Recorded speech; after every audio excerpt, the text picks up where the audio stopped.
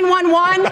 There's illegal activity, loud noise, and possible weapons in this garage. Send officers now! Dolores, our HOA president, marched straight into my open garage, phone in hand, screaming at the dispatcher while staring me down. It was just me, a retired Navy veteran, and 4 old military buddies on a quiet Saturday. We were restoring a '69 Harley, sipping cold beers, classic rock playing low. No complaints from anyone else, just guys working with our hands, like always. But Dolores got right in my face. This ends today. You're destroying property values with this. This filth. Pure lies about noise, weapons, illegal business. She wanted me humiliated, fined, forced out. She smirked as sirens approached, confident she'd won.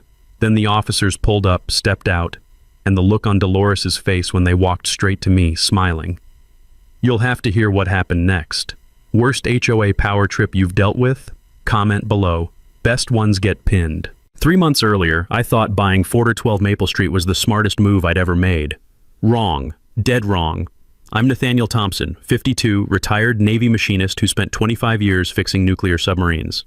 After 2 decades underwater, I figured restoring vintage motorcycles in my own garage would be the peaceful retirement I'd earned.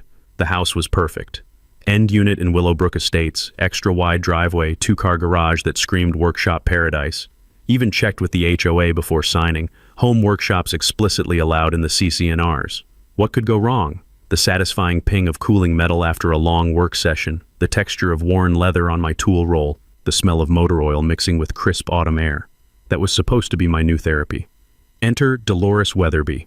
Picture your worst nightmare neighbor, then multiply by 10. This woman ironed her jeans, vacuumed her garage floor daily, and drove a white Lexus SUV so spotless you could perform surgery on the hood.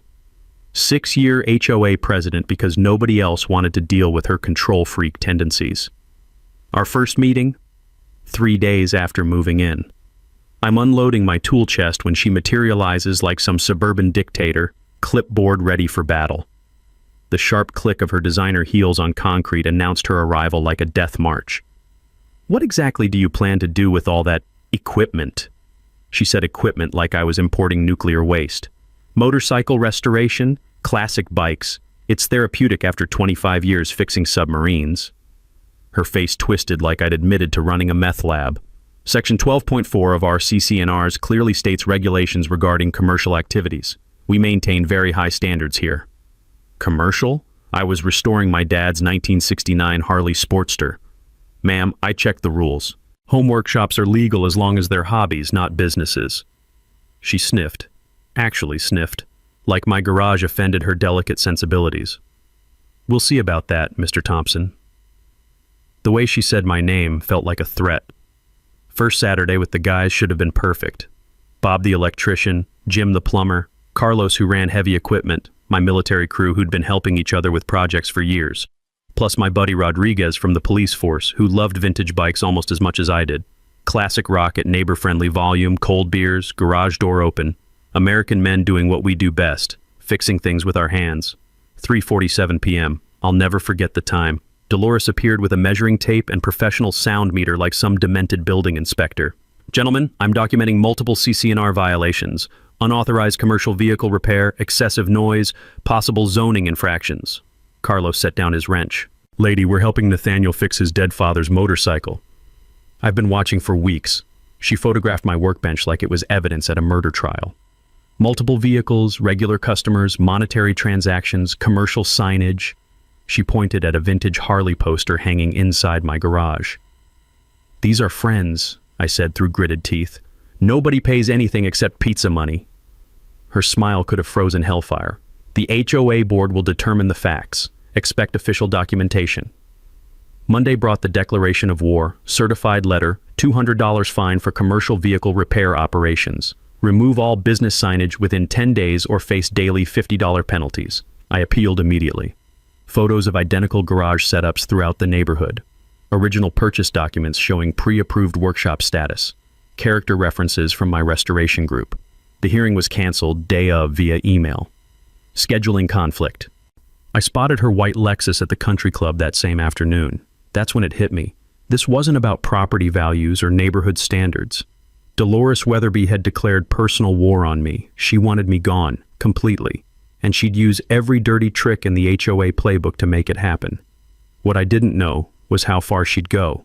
The private investigators, the false complaints, the insurance fraud. And that final Saturday, when she'd march into my garage, phone in hand, ready to destroy my life with one 911 call, not knowing that one of my dangerous criminals wore a badge to work every day. Some battles you can't avoid. You can only win them. Dolores wasn't just filing complaints. She was building a case like some demented prosecutor. 2 weeks after that canceled hearing, I got home from the grocery store to find her crouched behind my neighbor's bushes with a telephoto lens, photographing my garage like she was documenting a crime scene. The smell of her expensive perfume mixed with crushed azalea leaves gave her away before I even spotted the camera. "Afternoon, Dolores. Getting into nature photography?" She jumped up, camera strap tangled in the branches. "I'm conducting a routine property inspection for HOA compliance purposes." "From Mrs. Brianna's azaleas?" Her face flushed red, but she doubled down. "Your Saturday gatherings violate multiple ordinances. I have photographic evidence of commercial vehicle traffic patterns." Commercial vehicle traffic. My buddies drove a Ford pickup, a Chevy sedan, and Rodriguez's personal motorcycle. Real threatening stuff. That night, I found copies of Dolores's evidence folder slipped under 3 neighbors' doors, professional quality photos of my garage during our weekend sessions, with handwritten notes, excessive noise, 11:30 a.m., possible monetary exchange, 2:15 p.m., unknown chemicals stored unsafely. The unknown chemicals? WD-40 and Coca-Cola. But here's where Dolores made her first real mistake. She decided to go nuclear with official complaints. Filed formal violations with the city planning office claiming I was running an unlicensed motorcycle repair business. Alleged I was advertising services online and accepting payment from customers. Pure fiction. But she figured city officials would rubber stamp anything an HOA president submitted. Problem was, I'd learned a few things about documentation during my Navy years. 25 years of military paperwork teaches you that everything leaves a trail if you know where to look. I spent my lunch break at the planning office filing a Freedom of Information Act request for all complaints filed by Willowbrook residents in the past year. Cost me $43 and a 2-hour wait in a plastic chair that squeaked every time I moved. But what I discovered was gold. Dolores had filed complaints about 7 different residents. 7. All targeting the same type of people. Single men, blue-collar workers, modest incomes. A Latino landscaper who worked from home. A black single mother who ran a small catering business. An elderly widower who restored antique furniture in his basement. Every complaint contained the same phrases. Declining property values, inappropriate commercial activity, neighborhood character concerns. I remembered reading about discrimination cases in the military. Patterns like this weren't just coincidence, they were evidence. Document everything because systematic harassment based on demographics could be prosecuted under federal fair housing laws. I made copies of everything, then paid another visit to Mrs. Brianna, the retired teacher who'd brought me cookies during my first Dolores encounter. "Mrs. Brianna, I'm curious about something. Has Dolores ever complained about other neighbors?" Her eyes narrowed. The taste of her green tea was bitter, matching her expression. That woman. She invited me in for tea, and the stories started flowing. Turns out Dolores had a history. She'd targeted the previous owner of my house, a divorced electrician who also used his garage for work. Filed so many complaints, the guy eventually sold and moved to another state. Same pattern with 2 other families who'd lived here before I arrived. She thinks working men are... Mrs. Brianna struggled for the polite word. Beneath the neighborhood standards. She wants only office workers and retirees here. The pieces clicked together like a socket wrench finding the right bolt. This wasn't about noise or property values. This was about class warfare. Mrs. Brianna leaned forward conspiratorially. "But Nathaniel, you should know something else. Dolores has been asking strange questions about your friends, specifically about the one who rides the motorcycle." My blood chilled. "What kind of questions?" "Whether he's married, what he does for work, if he has a criminal background. She seems very interested in that particular friend." Rodriguez. She was targeting Rodriguez. That evening, I called my police buddy to give him a heads up. The sound of his laughter over the phone should have been reassuring, but something felt off. Marcus, don't worry about me, Rodriguez said. But you should know, we've been getting some interesting calls at the station. Anonymous tips about suspicious activity at your address, claims of loud parties, possible drug activity, groups of men gathering regularly. She's calling in false reports? Can't prove it's her, but the timing matches your Saturday sessions perfectly. Good thing the desk sergeant knows me personally, or you might have had some awkward visits. This was escalating beyond neighborhood disputes. Dolores was trying to weaponize law enforcement against us, but she made one crucial error in her surveillance obsession. The next Saturday, while photographing us from across the street, she stepped into Mrs. Brianna's flower garden to get better angle, left clear footprints in the freshly watered soil, and snapped several branches on prize-winning roses. The crunch of broken stems under her designer heels was audible from my garage. Mrs. Brianna was not pleased. That woman destroyed my garden to spy on you. This has gone too far. And Mrs. Brianna did something Dolores never expected, something that would shift the entire neighborhood dynamic. She called a neighborhood meeting, not an official HOA meeting controlled by Dolores. An old-fashioned coffee klatch in her living room, inviting everyone who'd been targeted or bothered by our HOA president's behavior. 12 neighbors showed up. 12 people with stories about Dolores's harassment, discrimination, and abuse of power. That's when I realized something that would change everything. I wasn't fighting this battle alone anymore. Mrs. Brianna's living room felt like a war room that Tuesday evening. 12 neighbors sat in a circle, coffee cups trembling as people shared horror stories I'd never imagined. The smell of jasmine tea mixed with nervous sweat and growing fury. Janet, the retired teacher, spoke first. Dolores tried to evict my divorced son for letting his kids play basketball. Basketball! She filed noise complaints claiming it was disruptive commercial activity. Bob the electrician's hands clenched his coffee mug. She reported my work van as an illegal commercial vehicle. I've parked that van in my driveway for 8 years. Story after story. Pattern harassment. Systematic targeting of anyone who didn't fit Dolores's suburban fantasy. But Tom, the elderly widower, dropped the bomb. She got me kicked off the HOA board last year when I questioned the management company's billing. Suddenly, I was unfit for fiduciary responsibility after 5 years as treasurer. Management company billing. My blood pressure spiked. What kind of billing issues? Phantom inspections, double-charged maintenance. Monthly fees jumped 40% when she hired her nephew's company. Her nephew's company. I'd just found the smoking gun. After everyone left, I cornered Tom by his car. October air bit sharp, carrying the scent of burning leaves and opportunity. Tom, you still have those financial records? Everything. 23 boxes. I'm a retired accountant. I keep copies of everything that smells fishy. Next morning, I burned a personal day in Tom's basement, analyzing HOA records with military precision. What I found was corruption so blatant it was almost insulting. Willowbrook Management Solutions, Derek Weatherby, Dolores's nephew, had been systematically looting the HOA for 2 years. Phantom inspections at $150 each. Emergency repairs that never happened. Management fees tripled overnight when Derek took over. Total theft, $47,000. But the real gold was in Derek's email printouts. Direct communication with Aunt Dolores about enforcement targeting and demographic compliance management. Actual quote, focus violations on blue-collar residents to encourage voluntary relocation and improve community standards. This wasn't just fraud, it was conspiracy with civil rights violations. I photocopied everything, then called Rodriguez. You need to see this, now. He came over that Saturday, ostensibly for motorcycle work, but really for evidence review. When he saw the financial records, his cop instincts kicked in hard. Marcus, this is federal territory. Mail fraud, wire fraud, civil rights violations under color of authority. The FBI dreams about cases this clean. Can we prove Dolores is getting kickbacks?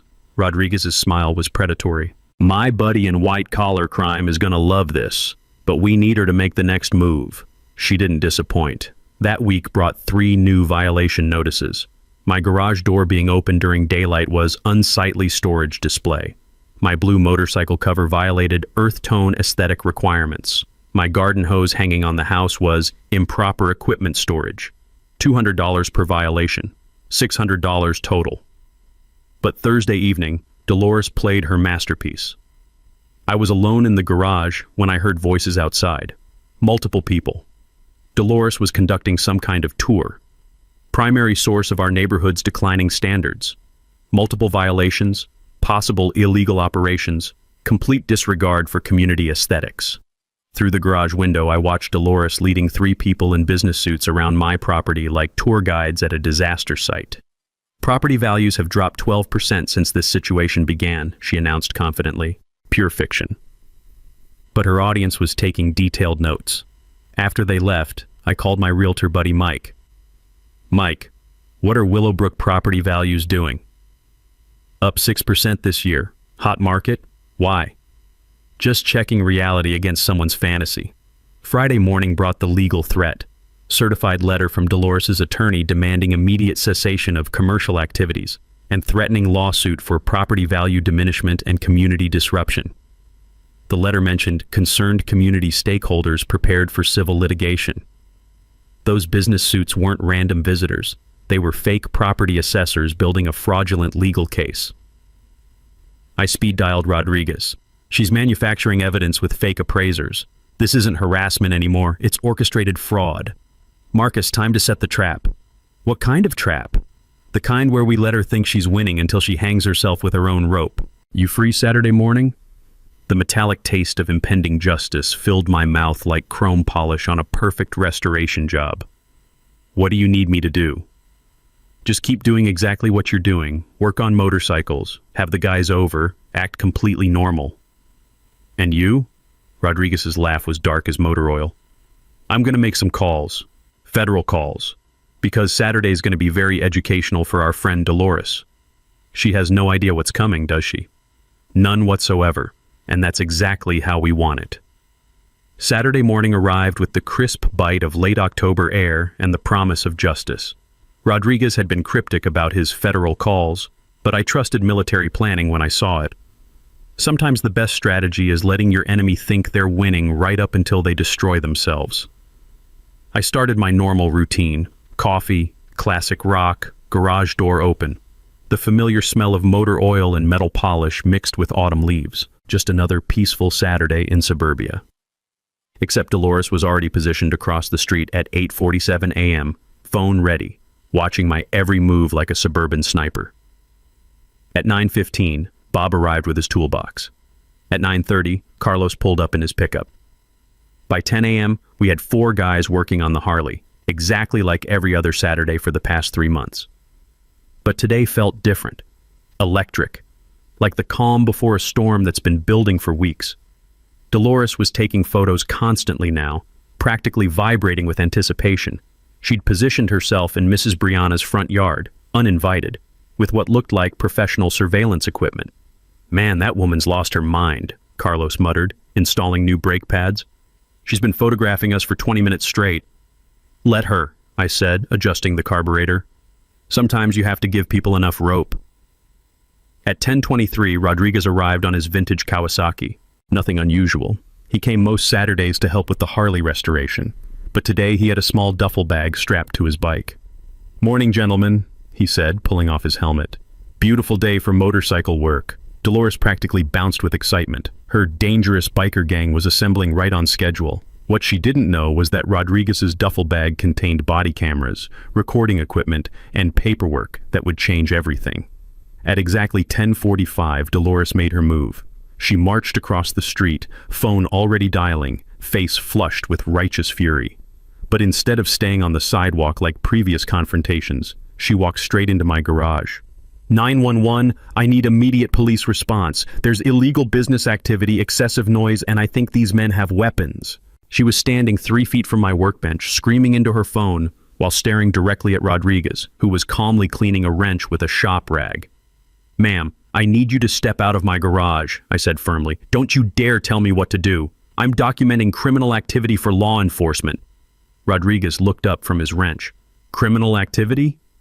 You people think you can terrorize this neighborhood with your noise and your criminal behavior. Well, I have news for you. I know people in this town. Important people. And this ends today. The irony was so thick you could cut it with a socket wrench. Carlos set down his tools. Lady, we're fixing a motorcycle. What's criminal about that? Illegal business operations, unlicensed vehicle repair, disturbing the peace. The police are already on their way to arrest all of you." Rodriguez stood up slowly, still holding the wrench. "The police are coming to arrest us?" "That's right. And when they see what you're really doing here, you'll all be in handcuffs where you belong." She was so focused on her dramatic performance, she didn't notice Rodriguez pulling something from his back pocket. "Ma'am, I have a question for you. I don't answer to criminals." "Do you know what this is?" Rodriguez held up a small leather wallet. Dolores squinted at it. "I don't care what that is. The police will be here any minute." Rodriguez flipped open the wallet, revealing a gold badge and official identification. "This is a police badge, specifically Chief of Police Rodriguez's badge, and you're right, the police are already here." The color drained from Dolores's face like oil from a cracked pan. That can't be real. You're just some criminal biker." "Ma'am, I've been coming here every Saturday for 3 months to help my friend Nathaniel restore his father's motorcycle. And you just filed a false police report claiming I'm a dangerous criminal." Dolores started backing toward the garage entrance, her phone call forgotten. "This is impossible. You can't be—" "I did my research." "What research? Following me? Taking photos? Because I've been documenting your harassment campaign for weeks." The sound of sirens grew closer. Real ones this time, not from Dolores's 911 call. "You see, Mrs. Weatherby, while you were busy playing neighborhood dictator, I was working with federal investigators on a little matter involving HOA financial fraud and civil rights violations." 3 police cruisers pulled into my driveway, followed by 2 unmarked federal vehicles. Dolores's phone slipped from her trembling hands, clattering on the concrete floor. "Ma'am," Rodriguez continued in his official police voice, "you're under arrest for filing false police reports, criminal harassment, and conspiracy to commit fraud." The handcuffs clicked with the most beautiful sound I'd ever heard, but the real show was just beginning. The garage went dead silent except for Dolores sobbing in the police car outside. Agent Sarah Martinez from the FBI stepped forward, her face grim as death. "Mr. Thompson, what I'm about to tell you is going to make you very angry." She pulled out a thick manila folder, hands shaking slightly. "We've been tracking your neighbor for 6 months. This isn't about property values or noise complaints." My stomach dropped. "What do you mean?" "Dolores Weatherby and her nephew Derek have been running a systematic fraud operation across 12 HOAs. They target working-class residents, harass them into selling, then split profits with real estate investors." Rodriguez's jaw clenched. "How much money are we talking about?" $340,000 in fraudulent HOA billing alone. But the property manipulation scheme, that's worth millions. Agent Martinez spread photos across my workbench, not of motorcycles, but of bank records and email printouts. "This email is from Dolores to Derek, dated 3 weeks ago." She read aloud. "The motorcycle target is weakening. If we escalate to criminal complaints, I estimate forced sale within 60 days. Projected profit, $73,000 split." The taste in my mouth went metallic, like blood. 73,000? Your house, Nathaniel. They plan to force you to sell below market value, then flip it to their investor friends. Dolores gets 15 grand finder's fee. Derek handles the fraudulent HOA documentation. Bob slammed his wrench down. They were going to steal his house? Already did it to 11 other families. Single mothers, elderly widowers, disabled veterans, anyone who couldn't fight back effectively. The garage spun around me. 3 months of harassment, violation notices, sleepless nights. All so Dolores could make a quick 15 grand. "But here's what she didn't know," Rodriguez said, his cop voice taking over. "Tom's been feeding information to the FBI since March." "Tom?" Agent Martinez nodded. "Retired accountant notices obvious billing fraud, contacts federal authorities. We've been building this case for months, waiting for enough evidence to prosecute the whole conspiracy." She pulled out another document. "This morning's arrest warrant covered Derek's office, Dolores's house, and the investment company bank accounts, computer records, communication logs, financial statements, everything." "The real beauty?" Rodriguez grinned. "Every false police report she filed is recorded in our system. Timestamps, audio, response logs. Perfect documentation of systematic harassment." My hands were shaking now. "How many families did they destroy?" 15 confirmed forced sales. Average loss per family, $47,000. Total theft including HOA fraud, over $2 million. Agent Martinez's voice softened. Marcus, you weren't just defending your garage workshop. You were the key to stopping a criminal enterprise that was destroying working families across 3 counties. The irony hit like a sledgehammer. Dolores spent months calling me a criminal while running an actual criminal conspiracy. What happens now? Derek's looking at 15 to 20 years federal prison. Dolores faces felony fraud, civil rights violations, and enough false police report charges to keep her locked up until she's 80. Through the garage window, I watched Dolores being loaded into a federal transport vehicle, still screaming about her rights and demanding lawyers. The HOA gets court-appointed management, all fraudulent fines are voided, and there's going to be a substantial victim compensation fund. Rodriguez patted my shoulder. Your Saturday motorcycle sessions just took down a multi-million-dollar fraud ring. The smell of motor oil mixed with autumn air suddenly smelled like freedom. Dolores had tried to destroy my life for $15,000. Instead, she'd destroyed her own for nothing.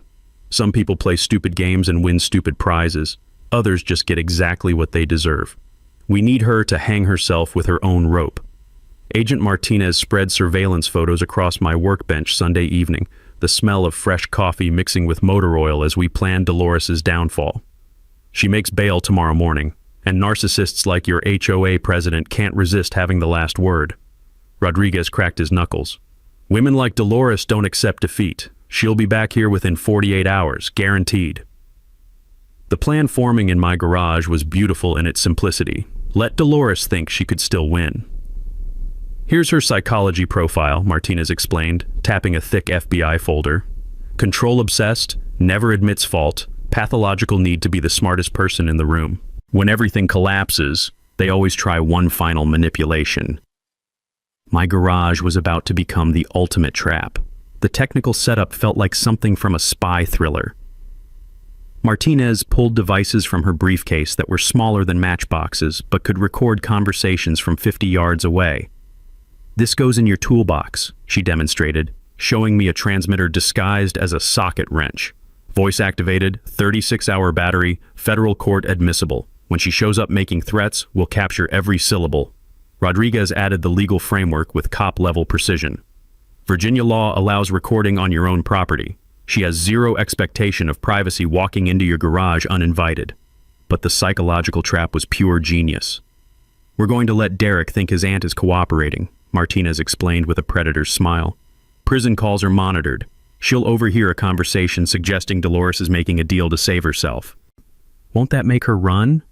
Opposite. She'll come here desperate to control the narrative, convince you to support her version of events, using her own personality flaws as weapons against her. The technical education was incredible. Martinez taught me about voice isolation software, motion-activated cameras, legal requirements for admissible evidence. 25 years in the Navy hadn't prepared me for modern surveillance technology. This motion sensor activates when anyone approaches within 20 feet, she explained, positioning a device that looked exactly like a standard automotive gauge. Backup power supply hidden in your air compressor housing. Even if she cuts main power, everything keeps recording. Rodriguez handled the street-level strategy. She'll bring backup. Lawyer, investment partners, maybe hired muscle. They'll try offering you money to forget what you witnessed. Bribery? Recorded bribery attempts. Federal conspiracy charges, witness tampering, obstruction of justice. We're talking 25 years minimum when you try corrupting federal witnesses. The garage transformation was subtle but complete. Every tool repositioned for optimal audio capture. Cameras disguised as work lights. Recording equipment hidden inside motorcycle parts boxes. To any casual observer, it looked exactly the same. Just a veteran's workshop with classic bikes and vintage tools. But now every conversation would be monitored by federal investigators building a case worth millions.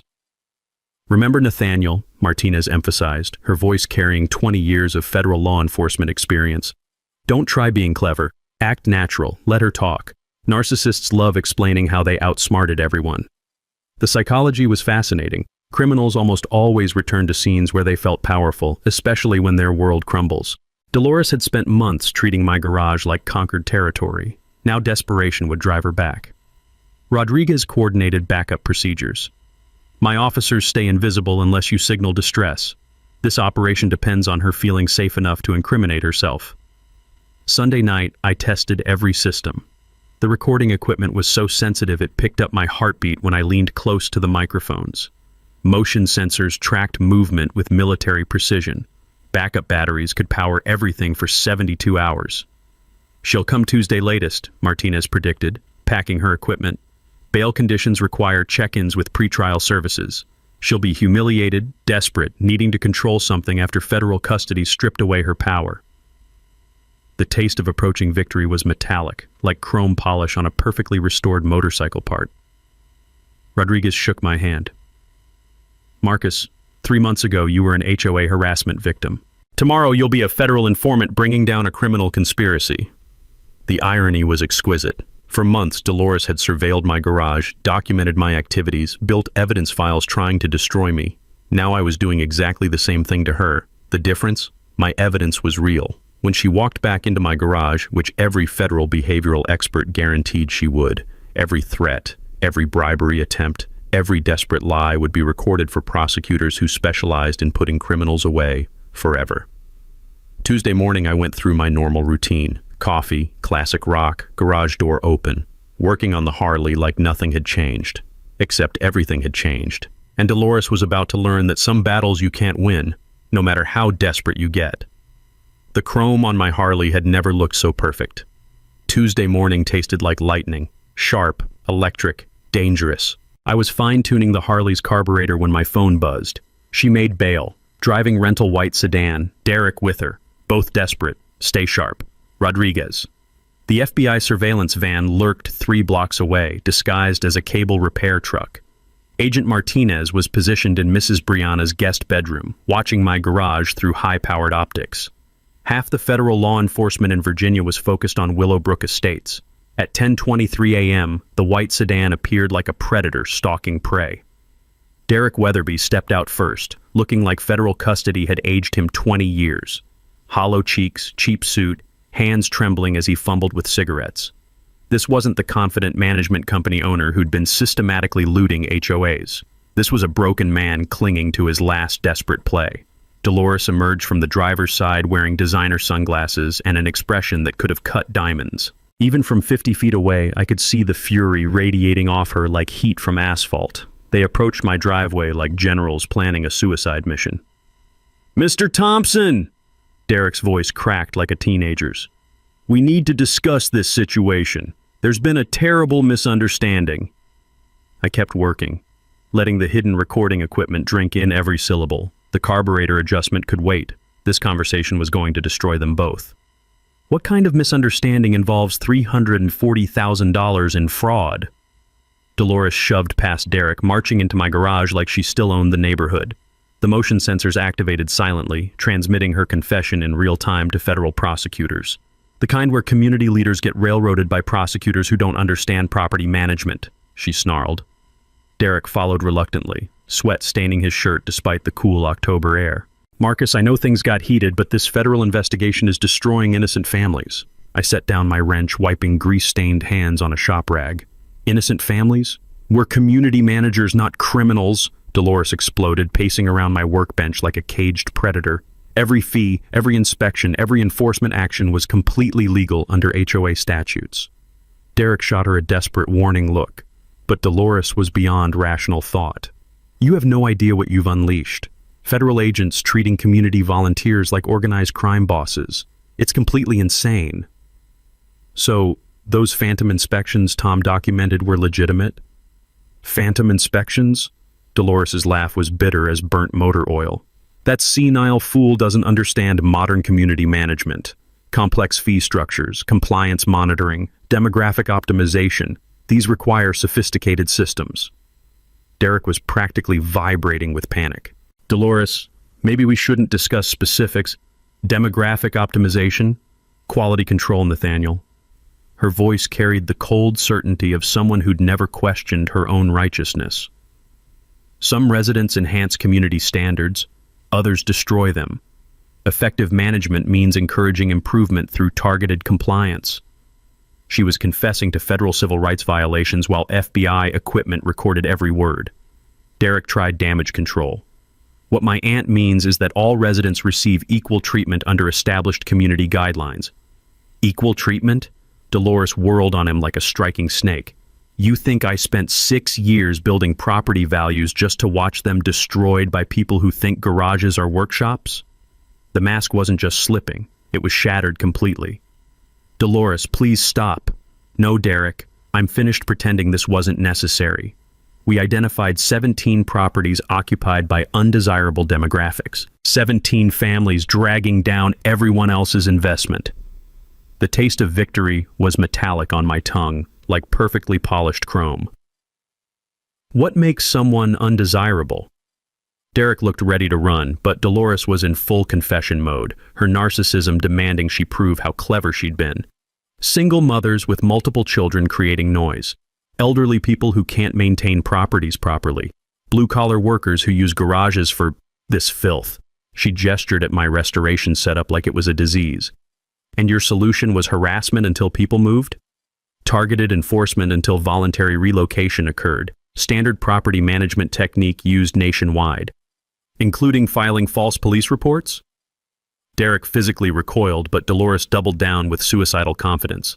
I filed legitimate safety complaints about suspicious activities. Groups of men gathering regularly, possible substance use, potential weapons storage. Any responsible HOA president would contact authorities about criminal behavior. She'd just confessed to filing false police reports while federal recording equipment captured every damning syllable. The truth is, Nathaniel, this neighborhood was experiencing problematic demographic shifts, property values declining, community standards deteriorating. Someone had to take decisive action. Derek grabbed her arm desperately. Dolores, stop talking, right now. But she shook him off, rage and arrogance overriding survival instincts completely. You want the real truth? We identified your property as high-priority acquisition, prime location, below-market purchase potential, significant improvement opportunity after demographic correction. The garage went silent except for the distant hum of recording equipment documenting her complete destruction. Derek's face was white as fresh primer. Jesus Christ, Dolores. What have you done? Derek's horror at his aunt's confession lasted exactly 3 seconds before pure survival instinct kicked in. Marcus, listen to me carefully, he said, pulling out his phone and showing me a banking app. I can transfer $50,000 to your account right now, today, just a gesture of goodwill to resolve this misunderstanding. The smell of desperation mixed with motor oil as he stepped closer to my workbench. 50,000 to forget whatever you think you heard. Another 50 when the federal investigation concludes with no charges against my aunt. Dolores smiled like a shark scenting blood. Derek's right. You're a working man, Nathaniel. $100,000 would solve a lot of problems. I could practically hear Agent Martinez taking notes from across the street as they dug their graves deeper. You're offering me money to lie to federal investigators? We're offering compensation for the stress our family dispute has caused you, Derek said smoothly, apparently having found his lawyer voice. Nothing more, nothing less. Dolores wasn't content with simple bribery. Her narcissism demanded she explain exactly how brilliant their scheme had been. Marcus, you have to understand. What we did here was genius. Pure business optimization applied to residential property management. Derek shot her another warning look, but she was beyond caring about consequences. 17 targeted properties across Willowbrook. Average purchase price reduction, $47,000 per unit. Resale to appropriate demographics at market value within 6 months. Total profit per cycle, approximately $68,000. She was confessing to a multi-million-dollar conspiracy while trying to bribe a federal witness. The beauty was the systematic approach, she continued, warming to her subject. Identify undesirable residents, document violations, escalate enforcement until relocation becomes inevitable. Standard corporate acquisition technique. Derek was sweating through his shirt now. Dolores, please. No, Derek. I want him to understand this wasn't personal. It was business. Smart business. I leaned against my workbench, letting the recording equipment capture every word of her confession. So the false police reports were part of the business plan? Strategic enforcement escalation, she corrected with professional pride. When HOA violations prove insufficient, municipal code enforcement becomes necessary. When that fails, law enforcement intervention becomes the final option. You mean lying to police about criminal activity? Her eyes flashed with righteous anger.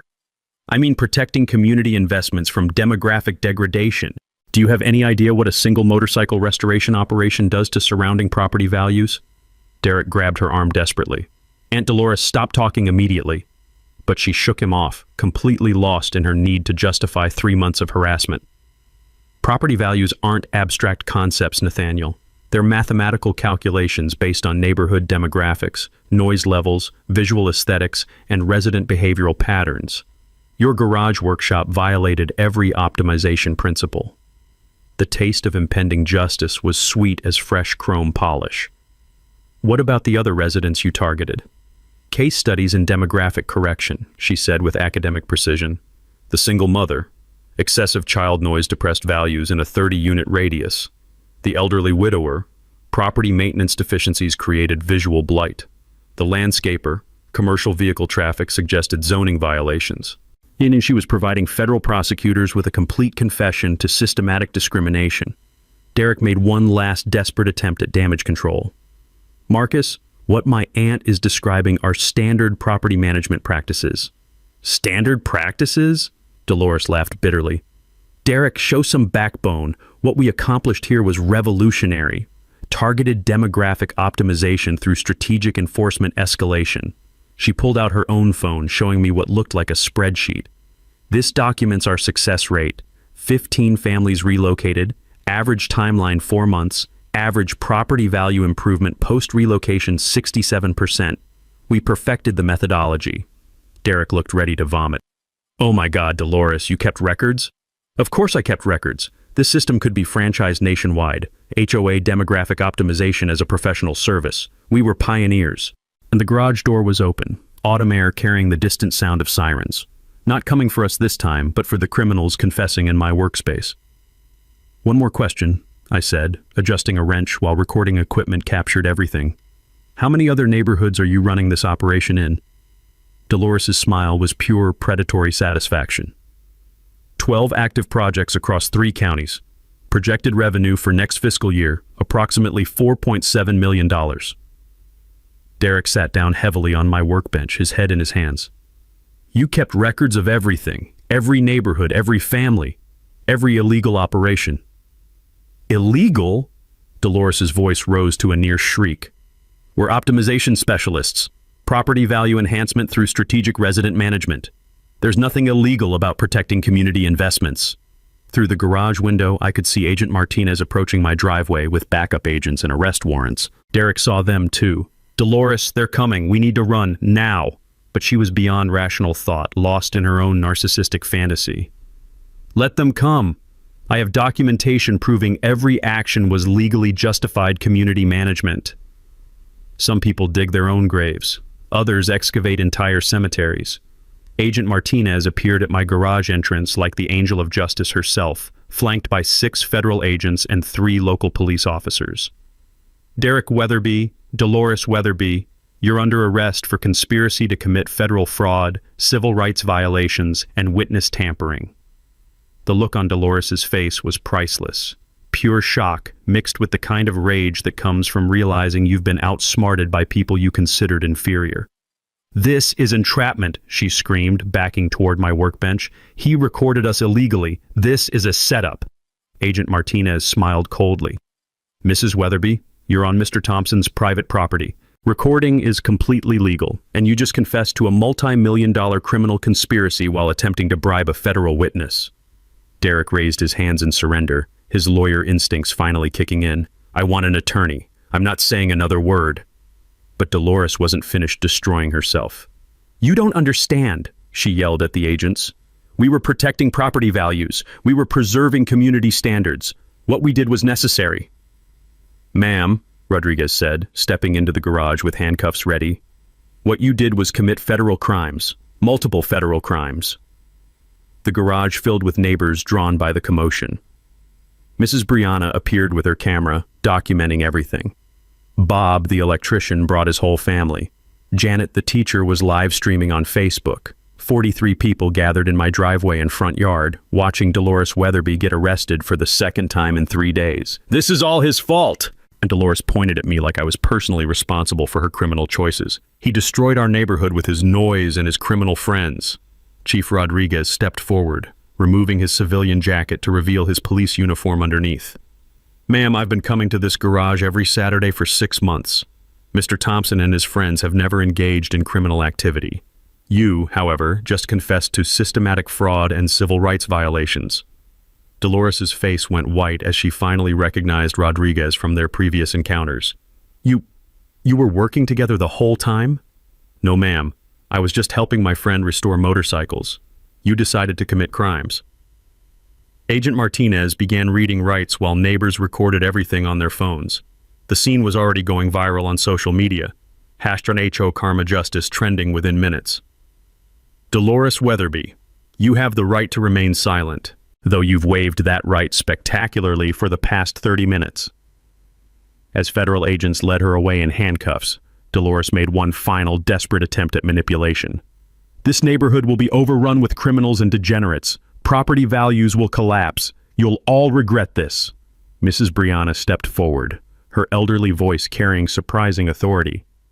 "Mrs. Weatherby, the only criminal in this neighborhood was you. We're better off without bullies who target working families." The crowd erupted in applause. Derek walked quietly to the federal transport vehicle, head down, apparently understanding his situation better than his aunt. But Dolores fought the handcuffs, screaming about miscarriages of justice and corrupt federal prosecutors. Agent Martinez addressed the gathered crowd with professional satisfaction. "Ladies and gentlemen, what you witnessed today was the conclusion of a 6-month federal investigation into HOA fraud and civil rights violations. Mrs. Weatherby and her nephew operated criminal enterprises across 12 residential communities." She held up the evidence folder thick as a phone book. Their organization systematically targeted working-class families, minorities, and elderly residents for harassment designed to force below-market property sales. Total theft exceeded $2 million. The crowd's anger was palpable. Several people shouted about their own experiences with Dolores's harassment. All fraudulent HOA fines are immediately voided. Affected residents will receive compensation through federal victim assistance programs. And this community will receive court-appointed management until new elections can be held. As the federal vehicles drove away with their prisoners, something beautiful happened. The neighborhood spontaneously erupted into celebration. Bob fired up his grill. Mrs. Brianna brought out folding tables. Janet organized a potluck using everyone's cell phones. Within an hour, my driveway hosted the block party Willowbrook Estates had needed for years. Rodriguez stood beside me, watching kids play while adults shared stories about their experiences with Dolores's reign of terror. "Marcus, you realize what you accomplished here. You didn't just save your garage workshop, you liberated an entire community from a criminal organization." The smell of burgers mixing with motor oil and autumn air was perfect. The sound of laughter where harassment used to live was music. "Chief, I just wanted to restore motorcycles in peace. And now you can, along with everyone else who wants to pursue happiness in their own homes."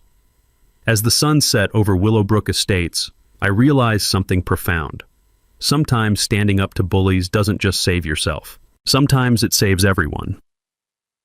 The chrome on my Harley reflected 43 smiling faces, and for the first time in months, Saturday felt like it was supposed to. 6 months later, Willowbrook Estates looked like a completely different neighborhood. The community center buzzed with activity every Saturday morning as the Willowbrook Veterans Workshop taught motorcycle restoration, woodworking, and basic automotive repair to anyone who wanted to learn. What started as my garage hobby had become a neighborhood institution. Chief Rodriguez stood beside me, watching 12-year-old Tommy Brianna learn to change motorcycle oil under his grandfather's supervision. The smell of motor oil mixed with fresh coffee and genuine laughter, sounds that had been missing during Dolores's reign of terror. "Federal sentencing came through yesterday," Rodriguez said, handing me the court documents. "Dolores got 8 years federal prison. Derek got 5. The investment partners are looking at 10 to 15 each." Justice served with a side of cosmic karma. The financial settlements had transformed the community in ways nobody expected. My portion of the federal restitution, $75,000 from the civil rights violations, $40,000 from the fraud recovery, plus $35,000 from the civil harassment lawsuit, went directly into establishing the workshop program. "Marcus," Mrs. Brianna approached with a plate of her famous cookies. The city council approved our proposal. The community center expansion breaks ground next month. The expansion would include a proper automotive bay, woodworking studio, and computer lab for veterans transitioning to civilian careers. What Dolores had tried to destroy through harassment, the neighborhood was rebuilding through cooperation. Janet, now serving as interim HOA president, joined us with exciting news. The state legislature passed the Willowbrook Act last week. All HOAs in Virginia now require transparent financial reporting and independent oversight. No more management companies owned by board members' relatives. Our little neighborhood drama had sparked statewide HOA reform legislation. Sometimes standing up to corruption creates ripples that spread far beyond your own backyard. But the personal transformation felt even more significant. Janet and I had been dating for 3 months now. She brought teaching skills to the workshop program while I provided the technical expertise. Together, we were helping veterans and young people learn trades that could change their lives. "You know what the best part is?" she said, watching elderly Mr. Peterson teach his grandson to restore a vintage radio. We turned Dolores's worst nightmare into reality. She was right. The neighborhood was more diverse, more active, and more connected than ever. Working-class families, retirees, young professionals, and military veterans all learning from each other in the space where Dolores had tried to enforce artificial segregation. The workshop had helped 17 veterans find employment in the past 6 months. Rodriguez coordinated with the police department to provide security training for those interested in law enforcement careers. Local contractors hired graduates for apprenticeship programs. "Speaking of nightmares," Rodriguez grinned, "guess who's been writing letters from federal prison?" Dolores had been sending complaints to the warden about inadequate legal representation and wrongful conviction by corrupt federal prosecutors.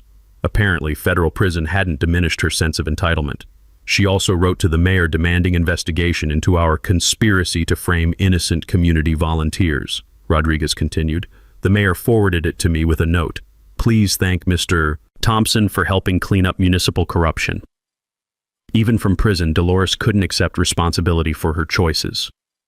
The autumn air carried sounds of construction as workers expanded the community center workshop space. The same season when Dolores had tried to destroy my garage was now witnessing its transformation into something that served the entire community. "You know what I learned from all this?" I said, adjusting the carburetor on a motorcycle donated for the youth training program. "Bullies only win when good people stay silent." Mrs. Brianna nodded wisely.